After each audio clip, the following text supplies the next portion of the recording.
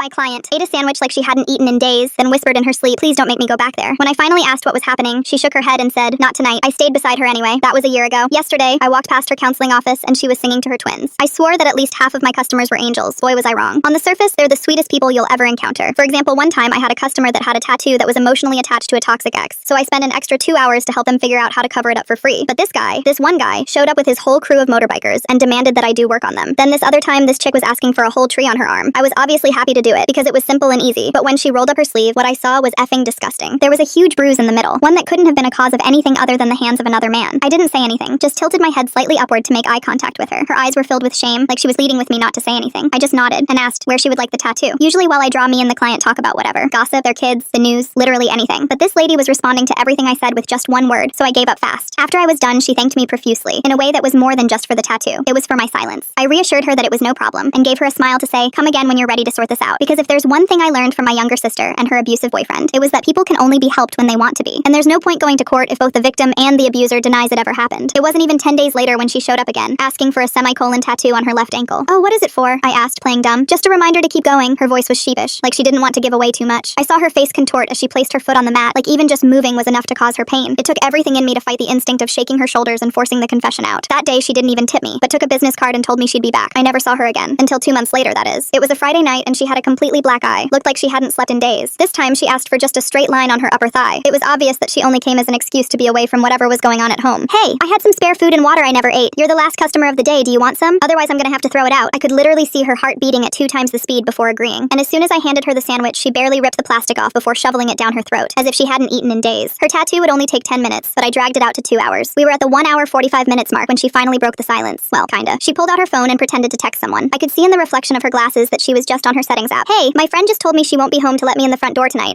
Is it cool if actually, you know what? Don't worry about it. Never mind. Of course you can stay here. I was actually planning on pulling an all-nighter to work on some stuff." I was lying through my teeth, but she bought it, or pretended to anyway. I could see her trying to hide her excitement, but the corners of her lips were turned up all the way. That night, she slept on the tattoo bed while I pretended to work on my computer. I had just finished another game of League of Legends when I heard her laughing in her sleep. I turned around smiling, but that's when I saw tears streaming down her face. I sat down beside her. "Please don't make me go back there. Keep me safe, please." I held her hand and nodded, and suddenly, she shot straight up and finally explained what was going on. Her boyfriend was a police officer, and a well-respected one at that, except when he went home every day, instead of watching TV or drinking a few beers, he'd spend the night wailing on her. He called it their little game. She had nowhere to turn, except for now. I opened my mouth to ask more, but she shook her head. "Not tonight," she said quietly, before turning her back and going back to sleep. The next morning, there was a knock at the door. It was the police. 3 officers stood at my door, their uniforms crisp in the morning light. The lead one stepped forward, and my stomach dropped. Officer Derek Johnson, all 6 feet 2 inches of him, with those cold eyes that scanned right past me into the shop. His hand rested casually on his service weapon. "We're looking for Rachel. Her family's worried sick about her." I kept my face neutral while my mind raced. Rachel was hiding in the supply closet, barely 15 feet away. I forced myself to look confused, tilting my head slightly. "Haven't seen any Rachel. Just closed up for the night." I gestured vaguely at the empty shop behind me. Derek pushed past me without waiting for an invitation. The other 2 officers exchanged uncomfortable glances but followed him inside. One was older, graying at the temples. His badge read Martinez. The younger one, Williams, couldn't have been more than 25. "We have probable cause. Missing person case." Derek's voice carried that particular tone cops use when they expect immediate compliance. I pulled out my phone and started recording, following them around my shop. "This is private property. You can't just barge in here." Derek ignored me, methodically checking behind the counter, in the bathroom, anywhere a person might hide. Williams drifted toward the supply closet, and my heart hammered against my ribs. That's when Rachel's phone vibrated. The sound came from her jacket, draped over the chair where she'd left it. Derek's eyes narrowed instantly. "That's her ringtone." His voice went dangerously quiet. I said it myself. I lunged for the jacket before he could. "Oh, that's mine. Client left it last week. Same ringtone. Weird coincidence, right?" Derek snatched it from my hands, his facade of professionalism cracking. He dug through the pockets and pulled out Rachel's ID. The temperature in the room seemed to drop 10 degrees. Williams had reached the supply closet. His hand was on the doorknob when he called out, "Should we check in here, Sarge?" Derek waved him off too quickly. "She's not hiding in a closet. Check the bathroom again." Something in his tone made me realize the truth. He didn't want witnesses to whatever he'd do if he found her. Martinez must have sensed it too because he stepped between Derek and the closet. "Let's file the report at the station, Chen. She'll turn up. Always do." Derek's jaw clenched, but he couldn't argue without seeming suspicious. He pulled out a business card and pressed it into my hand hard enough to leave marks. "Call me immediately if she shows up, for her safety." The threat behind those words was crystal clear. They left, but I waited a full 5 minutes before letting Rachel out. She emerged shaking, tears streaming down her face. I locked the door and pulled the blinds. "He has a tracking app on my phone," she whispered, "but I left it at home as a decoy. I knew he'd check there first." She pulled out a tablet from her bag and showed me a hidden cloud account. Photo after photo of bruises, cuts, documentation spanning 2 years. The bruises formed a clear pattern of escalation. Arms, ribs, places that wouldn't show in uniform. The shop's landline started ringing. Derek's number flashed on the caller ID. I let it go to voicemail. Then it rang again and again. By the 4th call, I unplugged it, but not before hearing the increasingly unhinged messages he was leaving. "You don't understand," Rachel said, her voice hollow. "His network goes everywhere. Other cops, judges, even my therapist reports to him. Last time I tried to leave, he had me put on a 72-hour psychiatric hold." My phone buzzed. A text from my sister Mia lit up the screen. "Cops at my work asking about you. What's happening?" Rachel saw my face and started hyperventilating. "He's mapping your connections. He'll threaten everyone you love until you give me up." I checked the security camera feed from the store across the street. Derek's personal car car had been circling the block every hour since they left. Then my phone rang, my parents' number. Sweetie, the police just came by for a wellness check. Said they were worried about you. What's going on? After I hung up, Rachel broke down completely. I have to tell you something. I'm pregnant. That's why I finally ran. I couldn't let a child grow up in that house. The weight of her words settled over us. I made a decision and called a number I'd memorized but never used. A contact from the Domestic Violence Underground Railroad. I need a safe house. Tonight. The voice on the other end was calm, professional. Location? Getting there meant crossing the entire city. Derek had patrol cars at every major intersection. I could see them on the traffic app, stationed like a net waiting to close. Rachel put on my spare wig and jacket. We took back alleys, ducking between buildings, staying off main streets. Halfway there, a patrol car appeared at the end of the alley. My blood froze. Williams was driving, and he definitely saw us. Our eyes met through the windshield. He slowed the car to a crawl, maintaining eye contact, then he kept driving. The safe house was an apartment above a Vietnamese restaurant. The owner, Kim, met us at the back entrance. When she rolled up her sleeves to unlock the door, I saw old cigarette burns matching the pattern on Rachel's arms. No words were needed. Survivors recognize each other. You'll be safe here, Kim said, but we all knew it was temporary. I wonder what's really going on with the tattoo artist here. They seem pretty calm for someone who just got pulled into this whole mess with Rachel and Derek. Derek's reach was too long, his connections too deep. This was just the beginning of something that would consume all our lives before it was over. As I left Rachel in Kim's capable hands, my phone buzzed with notifications. My shop's online reviews were being bombed with 1-star ratings. Harbors criminals, unsafe environment, owner is unstable. The war had begun, and Derek had just shown me he'd use every weapon at his disposal. But looking back at Rachel's face in the window, her hand protectively over her stomach, I knew I'd made the only choice I could live with. Williams was parked outside my shop when I got back. He didn't get out, just handed me a piece of paper through the window and drove away. It was Derek's duty schedule for the next month. The battle lines were drawn. Some cops knew what Derek was. The question was whether that would be enough to stop him before someone got called. The morning news broadcast Derek's face across every screen in the city. He stood at a podium in full dress uniform, tears glistening as he pleaded for information about his mentally ill girlfriend who disappeared without her medication. The performance was flawless. Concerned boyfriend, dedicated officer, pillar of the community. I watched from Kim's restaurant as he dabbed at his eyes and thanked the public for their support. Rachel watched the broadcast on her phone, her hands trembling so violently she nearly dropped it. The lies poured from Derek's mouth with practiced ease. He spoke of her bipolar disorder, her history of paranoid delusions, the danger she posed to herself without proper treatment. Every word carefully chosen to discredit anything she might say. My shop phone rang nonstop. Rachel's mother sobbed through the voicemail, begging me to help find her daughter who desperately needed medical attention. Her father's message was angrier, demanding I stop enabling Rachel's mental breakdown. Derek had spent years planting these seeds, building a narrative that would protect him if she ever tried to escape. The 1-star reviews multiplied overnight. My business page flooded with accusations, harboring criminals, unsafe environment, owner mentally unstable. Each review posted from different accounts, but the writing style was unmistakably similar. Derek's network was mobilizing, and my livelihood was the first casualty. A health inspector arrived at my shop before I'd even finished my morning coffee. He wore a satisfied smirk as he cited violation after violation. Improper storage temperatures, inadequate ventilation, contaminated surfaces that had passed inspection just months earlier. The closure notice went up immediately, bright red against my window. Derek appeared at my sister's workplace 3 days in a row. Each visit lasted longer than the last. He'd stand by Mia's desk in full uniform, asking questions about Rachel's whereabouts with exaggerated concern. Other employees started avoiding Mia, afraid of guilt by association. Her manager pulled her aside on the 3rd day, suggesting she might be happier working somewhere with less disruption. Mia quit that afternoon. Her daughter had started asking why police officers kept visiting mommy at work, whether they'd done something wrong. The fear in a 6-year-old's voice was enough to break anyone's resolve. Derek knew exactly which pressure points to push. Rachel attempted to file a report at a precinct across town. She'd barely started explaining her situation when the desk sergeant excused himself to make a phone call. 5 minutes later, he returned with a patronizing smile and Derek's number on a card. The blue wall was everywhere, impenetrable and absolute. I reached out to a journalist friend who'd covered police corruption before. We arranged to meet at a park outside the city, away from potential surveillance. She arrived with a recorder and notebook, eager to document Rachel's story. The interview lasted 10 minutes before a patrol car pulled us over for a broken taillight that wasn't broken. They confiscated her equipment and strongly suggested she reconsider interfering with an ongoing investigation. Kim's restaurant faced an ICE raid the following week. Agents stormed in during the lunch rush, demanding documentation from every employee. Kim's papers were perfectly legal, had been for 20 years, but that didn't stop them from shutting down service for the entire day. The message was clear. Help Rachel, pay the price. Rachel broke down that night, curled in the corner of the safe house bedroom. She insisted on returning to Derek, couldn't bear watching innocent people suffer for her choices. I held her while she sobbed, feeling the baby kick against her ribs. The life growing inside her was the only reason she'd found courage to run. Now even that felt selfish. My parents called the next morning, voices shaking. Someone had spray-painted cop killer across their garage door in the night. The security camera that should have caught the vandals had mysteriously malfunctioned. When they'd called to report it, the officer taking the statement suggested maybe they should talk to their child about the company they keep. Derek's partner showed up at my closed shop alone. Officer Ramirez knocked on the back door until I answered, his face drawn with worry. He glanced around nervously before explaining that Derek was spiraling, becoming reckless. Other officers had noticed, were getting uncomfortable. He urged me to convince Rachel to return before someone got seriously hurt. The warning in his words was unmistakable. This wasn't a threat, but genuine concern from someone who'd seen Derek's capabilities firsthand. Williams arrived at the safe house at 2 a.m, out of uniform and clearly terrified. He handed me a USB drive with shaking hands, explaining he couldn't watch anymore. The drive contained Derek's duty schedule, patrol routes, and something more. Body cam footage other officers had tried to delete. Frame after frame showed Derek's violence, fellow cops turning away while he disciplined suspects with excessive force. The footage revealed a pattern spanning years. Williams had done his research, found 3 other women who'd filed complaints against Derek. All had either recanted their statements or disappeared entirely. One name made Rachel gasp, Sarah Hendricks. Derek had told her Sarah moved to Florida for a fresh start. The truth was darker. Sarah's body had been found in her apartment, ruled a sewer slide despite friends insisting she'd never shown signs of depression. I contacted the FBI through a domestic violence advocate who knew channels outside local jurisdiction. Agent Carol Shaw agreed to meet, her expression grave as she reviewed our evidence. She admitted they'd been monitoring Derek for months but needed concrete testimony to move forward. The bureaucracy of federal investigation moved slowly, especially when the subject's uncle served as deputy chief. Derek's response was swift and brutal. My shop windows shattered in the night, glass scattered across the floor like deadly stars. Snitch was painted across the walls in red letters 3 feet high. The insurance company declined my claim within hours, too high risk given the ongoing criminal investigation. Rachel discovered she was carrying twins during an ultrasound at a free clinic. 2 heartbeats fluttered on the screen, doubling both her joy and terror. The stakes had tripled overnight. 3 lives now depended on escaping Derek's reach. Kim connected us with an underground network specializing in relocating abuse victims. They could provide new identities and safe passage internationally, but the cost was staggering. $50,000 for complete disappearance. My savings account held $12,000. The crowdfunding page I created was shut down within days, flagged as funding criminal activity. PayPal froze my accounts based on suspicious activity reports. Marcus Rodriguez contacted me through encrypted channels. Derek's former partner from 5 years ago had been in hiding, carrying evidence of Derek's first victim. He offered testimony in exchange for protection, proof that Derek's violence had started long before Rachel. The price of his cooperation became clear when my nephew was arrested on fabricated substance charges, spending a night in county jail with violent offenders who somehow knew he was connected to someone opposing a cop. My nephew emerged traumatized, bruises covering his arms. His cellmate had casually mentioned that Chen sent his regards. An 18-year-old kid paying for my choices. The guilt was suffocating, but backing down now would make his suffering meaningless. Rachel attempted sewer slide 2 days later. The news report about my nephew had broken something inside her. Kim found her in the bathroom, pills scattered across the floor. The hospital's mandatory reporting meant Derek would know their location within hours. We fled before the paperwork was even complete. The car chase through downtown was like something from a movie. Derek's voice crackled over police radios, coordinating pursuit of a dangerous fugitive. A helicopter joined the hunt, spotlight piercing through alleys as we abandoned the car and ran. Williams appeared at a crucial intersection, his patrol car conveniently stalling just as Derek tried to pass. His suspension came through before we even reached the next safe house. The FBI finally raided Derek's home. What they found turned even seasoned agents' stomachs. Torture implements, trophies from victims, Rachel's jewelry she thought she'd lost, Sarah's driver's license preserved like a hunting trophy. Derek went underground immediately, but half the force still protected him. Sightings poured in from across the city, officers helping him stay one step ahead. My shop burned to the ground on a Tuesday night. Security footage showed uniformed officers standing watch as flames consumed everything I'd built. Derek's crying performance on TV deserves an Oscar. Watching him dab at his eyes while calling Rachel mentally ill is like watching a wolf complain about sheep being too fluffy. The fire spread to adjacent businesses before firefighters arrived. Mrs. Chen from the flower shop next door was hospitalized with smoke inhalation. The community that had once supported me now saw me as the source of their troubles. Death threats arrived daily. My phone buzzed with graphic descriptions of what would happen if I didn't convince Rachel to return. Former customers crossed the street to avoid me. The tattoo community blacklisted me as too dangerous to associate with. Rachel went into premature labor during a particularly stressful night. We rushed to the hospital under assumed names, but Derek's network had infiltrated even medical facilities. A nurse casually mentioned that Officer Chen had been asking about pregnant women matching Rachel's description. We barricaded ourselves in the delivery room. The emergency C-section happened while I stood guard at the door. 2 tiny fighters entered the world at 32 weeks, their cries weak but determined. A boy and a girl, both struggling to breathe on their own. The NICU became our next battleground. Derek appeared in surgical scrubs, having slipped past security with his badge. Rachel's scream alerted staff, but their response was sluggish, conflicted. I tackled him before he could reach the incubators. As security finally pulled him away, he whispered his promise. He'd cull them all before letting us win. Agent Shaw personally led Derek's arrest in the hospital. The threat against newborns had finally given the FBI the urgency needed to act. Derek's last words before they dragged him away were simple. Blue protects blue. Even in custody, his confidence remained unshaken. The arrests cascaded like dominoes. 17 officers indicted for corruption, evidence tampering, conspiracy to obstruct justice. Williams testified before a grand jury, detailing years of cover-ups and intimidation. The police union lawyers arrived in force, defending every accused officer pro bono. Rachel testified via video link from a secure location. She described the torture, the threats, the forced pregnancy when she'd tried to leave before. The jury sat in stunned silence as evidence photos displayed the systematic escalation of violence. Derek watched from the defendant's table, his eyes never leaving the screen. Marcus Rodriguez never made it to trial. A professional hit disguised as a random shooting silenced his testimony forever. The message was clear. Cooperation had consequences that extended beyond Derek's reach. We were dealing with something bigger than one violent cop. The witness protection offer came with impossible conditions. Rachel and I had to decide within 24 hours whether to disappear forever. My family gathered at my parents' house, the tension thick enough to choke on. Mia held her daughter close while my mother paced the kitchen, wringing her hands. My father sat silent, his face aged 10 years in the past month. I explained the situation as gently as possible. The FBI couldn't guarantee our safety without complete relocation. New identities, new city, no contact with anyone from our past lives. My mother's sobs filled the room while Mia's daughter asked why everyone was crying. Rachel waited at a secure location with the twins, still in the NICU fighting for every breath. The medical bills were astronomical, but witness protection would cover everything if we agreed. The alternative was staying and hoping Derek's network wouldn't reach us from behind bars. My nephew arrived halfway through the discussion, still jumpy from his night in jail. He flinched when car doors slammed outside. The bruises on his arms had faded to yellow, but the psychological damage ran deeper. He begged me to take the deal, to get away before more people got hurt. The decision tore me apart. Abandoning my family felt like a betrayal, but staying meant putting them in perpetual danger. Mia understood first, pulling me into a fierce hug. She whispered that protecting those babies mattered more than anything. My parents took longer to accept it, but eventually my father nodded, tears streaming down his weathered face. Kim's murder changed everything. The restaurant owner who'd sheltered us was found dead in her kitchen, the scene staged to look like a robbery. Nothing was stolen except her life. The message was clear. Derek's reach extended beyond prison walls. At her funeral, other survivors from her network stood together, a silent army of women who'd escaped violence only to live in perpetual fear. The trial moved at breakneck speed once the FBI took over. Federal prosecutors presented evidence methodically, building an airtight case. Rachel testified from a secure location, her voice steady as she detailed years of systematic abuse. The defense attorneys tried to paint her as mentally unstable, using Derek's carefully planted medical records. But the physical evidence spoke louder than any gaslighting attempt. I testified about the harassment campaign, showing documentation of every threat, every act of intimidation. The prosecutor displayed photos of my burned shop, shop, my parents' vandalized home, the systematic destruction of everyone who'd helped Rachel escape. The jury's faces grew grimmer with each piece of evidence. Derek's network began turning on each other as plea deals were offered. Officers who'd looked the other way suddenly remembered details they'd conveniently forgotten. The blue wall cracked, then crumbled entirely. 17 officers were convicted on various charges, their sentences ranging from probation to 20 years. The day of Derek's sentencing arrived with unexpected drama. As the judge read the verdict, 45 years to life, Derek lunged from his seat. He knocked over the defense table, charging toward where he thought Rachel was sitting. The bailiff moved to intercept, but Derek was faster, fueled by rage. The first shot caught Derek in the shoulder, spinning him around. The second hit his spine as he continued crawling forward, screaming threats. Court security surrounded him as he writhed on the floor, paralyzed from the waist down. His final act of violence had sealed his fate. He'd spend his sentence in the medical ward, dependent on others for basic care. Rachel and I entered witness protection 3 days later. The goodbye with my family happened at a nondescript office building. FBI agents standing guard. My mother clung to me, making me promise to stay safe. Mia slipped a photo into my pocket, her daughter's kindergarten picture, something to remember them by. The twins were transported separately, still requiring specialized medical care. Their premature birth had left them with underdeveloped lungs and other complications. The boy, especially, struggled with every breath. We were told they'd meet us at our destination, but the wait was agony. Our new city was nothing like home. Different climate, different culture, different everything. The FBI set us up with new identities. I was now a freelance graphic designer, Rachel a medical billing specialist. Our backgrounds were meticulously crafted, complete with employment histories and references that would check out if anyone investigated. I found a small commercial space and slowly built a new tattoo shop under my assumed name. The first customer who walked in had familiar bruises on her wrists. She didn't say anything, just pointed to a butterfly design in my portfolio. I understood. Word spreads in certain circles. There's always someone who needs a safe place. Rachel struggled more with the transition. PTSD manifested in unexpected ways. The sound of sirens sent her into panic attacks. Uniformed security guards made her freeze. The twins' health issues added another layer of stress. We found a therapist who specialized in trauma, someone who didn't need to know our real names to help. 1 year passed in our new life. The twins grew stronger, finally breathing without assistance. Rachel found purpose in helping other abuse survivors navigate the medical system. Her billing knowledge became a tool for reducing hospital debts for women fleeing violence. Then the news came through our FBI handler. 3 witnesses in related cases had been murdered. Someone was selling information from inside the witness protection program. We were moved again with 6 hours notice, leaving everything behind except what fit in 2 suitcases. The second relocation was harder. The twins were old enough to notice the disruption, crying for toys we'd had to abandon. I couldn't open another shop, too risky to stay in one place long enough. Instead, I worked from apartment to apartment, building a client base among other people living in society's shadows. Rachel trained as a nurse's aide, work she could find anywhere without extensive background checks. She came home exhausted but fulfilled, finally helping people in a tangible way. The twins started walking, then talking, blissfully unaware of why we never used their real names in public. Derek died in prison 2 years after his conviction. An inmate whose sister had been brutalized by police cornered him in the medical ward. The attack was swift, brutal, and final. The news reached us through official channels, delivered with clinical detachment. Rachel cried that night, not for Derek, but for the girl she'd been before he destroyed her life. With Derek gone, we cautiously tested whether it was safe to surface. I visited our old city wearing a disguise that would make a Hollywood makeup artist proud. The tattoo shop space stood empty, plywood over the windows. Someone had spray painted "Thank you for saving her" across the boards. Fresh flowers lay at the doorstep. Williams met me at a diner outside town. He'd made detective, working in internal affairs to root out corruption. He showed me photos of the memorial garden planted where Kim's restaurant had been. The community hadn't forgotten. He warned that some of Derek's associates still held grudges, but the immediate danger had passed. Rachel's parents desperately wanted to meet their grandchildren. The way Derek just happened to slip past hospital security with his badge makes me wonder about the depth of corruption here. How many people were still looking the other way even after everything came to light? The risk assessment took months, involving federal agents, psychologists, and security experts. Eventually, a supervised meeting was arranged at a neutral location. Watching Rachel's mother hold the twins for the first time broke something inside me. Family connections severed by violence could never fully heal. We decided to maintain our hidden life despite Derek's death. The twins deserved to grow up without the shadow of their biological father's crimes. Rachel was pregnant again, this time by choice, with a child conceived in safety rather than violence. Our underground network had helped 17 women escape similar situations, each one a victory against systems that protected abusers. 5 years after that terrifying morning when Derek appeared at my door, I ran a thriving tattoo shop in our new city. The name on the door wasn't mine, but the work was. Rachel had become a certified domestic violence counselor, turning her trauma into a lifeline for others. The twins started kindergarten knowing only that their mother was brave and I was family. Our apartment walls displayed photos of the life we'd built. Birthday parties, first days of school, normal moments that felt miraculous after everything we'd survived. Rachel's pregnancy progressed smoothly, this baby growing in an environment of love rather than fear. We'd created our own family from the ashes of violence. The underground network continued operating through encrypted channels. Every few months, a woman would arrive at my shop with familiar bruises and a certain look in her eyes. I'd offer her water, a safe place to rest, and connections to people who could help. The cycle that started with Rachel had become a lifeline for others trapped in similar nightmares. Some nights, I still dreamed about my old life, my parents, Mia, the shop I'd built from nothing. But then I'd wake to the sound of the twins laughing, Rachel humming in the kitchen, and remember that some prices are worth paying. We'd lost everything and everyone we'd known, but we'd gained something precious, the chance to save lives and build a future free from violence. The shop's appointment book stayed full, my clients drawn by word-of-mouth recommendations from people who understood discretion. Each tattoo told a story, covering scars, marking new beginnings, reclaiming bodies from trauma. My art had become a form of healing, just as Rachel's counseling gave voice to the silenced. We never spoke of returning to our old lives. The twins knew us only by our assumed names, their past erased for their protection. Sometimes Rachel touched the semicolon tattoo on her ankle, remembering the woman who'd walked into my shop years ago, desperate for any excuse to escape. That woman was gone, replaced by someone stronger, someone who'd learned that survival sometimes means letting go of everything except what matters most. Our story wasn't unique. Countless women lived similar shadows, fleeing violence that wore a badge or a suit or a friendly smile. But we'd found purpose in the hiding, creating ripples of change that spread far beyond our small circle. Every woman who passed through our network carried the message forward. Escape was possible. Survival rival could become thriving, and sometimes the greatest victory was simply continuing to breathe free. Alright folks, that's a wrap. Appreciate you letting me ramble right along with you. What a ride it's been. Let's do it again sometime. Subscribe for more content like this.